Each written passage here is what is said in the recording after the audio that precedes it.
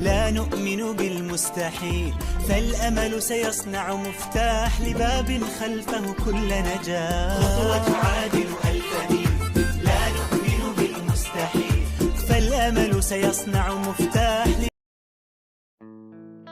When it comes to friendship and love, they say opposites attract. You probably recall seeing this a million times in the movies and on TV.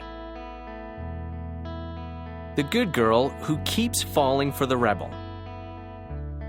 Or the sloppy guy who always seems to end up with the neat roommate. The shy young woman who tends to be drawn to the outgoing boyfriend. Or the laid-back artist who prefers dating the type A businesswoman. It makes for good movies.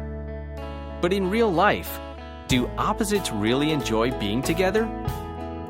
And even more important, do they really bring the best out in each other and make for harmonious friendships, relationships, and marriages?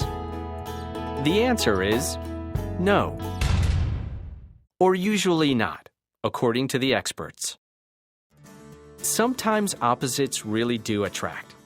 Social scientists say that we sometimes admire people who complement us, who have skills or traits that we lack. Someone who can help us get through life more easily. But more often, in friendships and in love relationships, we look for someone who is just like us. We need to date people who share our values, our outlook on life, and our experiences. On online dating sites, for example, people often say they expect to date someone who is their opposite. But studies show that the people they decide to go out with usually have personalities that are very similar to their own. But what if you begin dating someone and then realize they're really opposite from you? Should you give it up? Or can that relationship work? Social scientists might suggest rethinking that relationship, because all those differences that attracted you at first will likely cause you to clash and drift apart later on.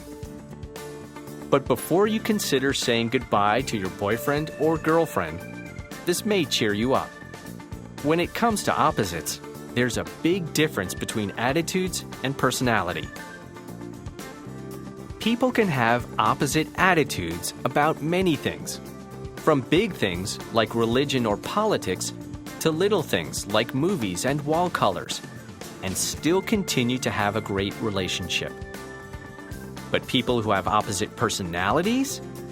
Well, that's a little more difficult because they're more likely to clash.